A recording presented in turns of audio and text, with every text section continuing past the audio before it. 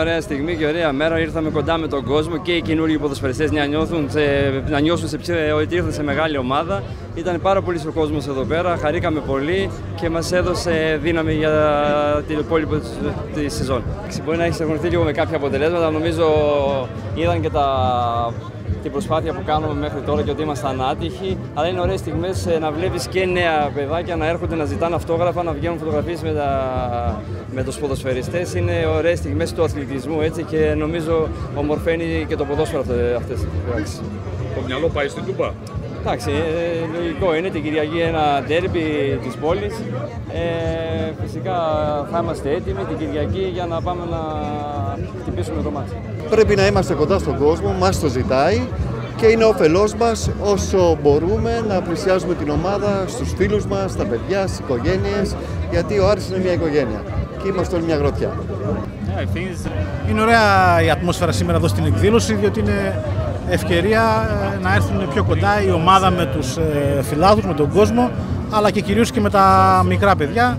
Είναι μια πολύ ωραία ατμόσφαιρα, την απολαμβάνουμε και εμείς οι ποδοσφαιριστές που δίνουμε και εμείς χαρά στους φιλάθλους και στα μικρά παιδιά. Yeah, for sure it will be an amazing game. It's the derby of the city. We know how important is this game. It's a different game. It's a different atmosphere. Πάντα αυτά τα παιχνίδια με τον ΠΑΟΚ είναι διαφορετικά παιχνίδια συγκριτικά με τα άλλα. Ξέρουμε τι σημαίνουν για μας, ξέρουμε τι σημαίνουν για την πόλη, για τον κόσμο.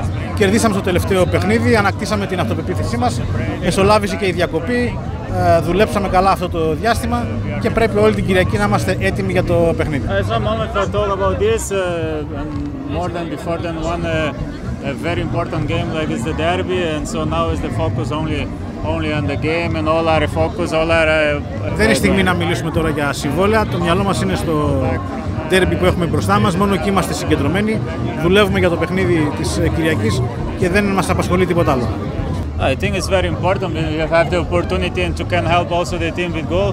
For sure, it's good, but our first job is the defense and do.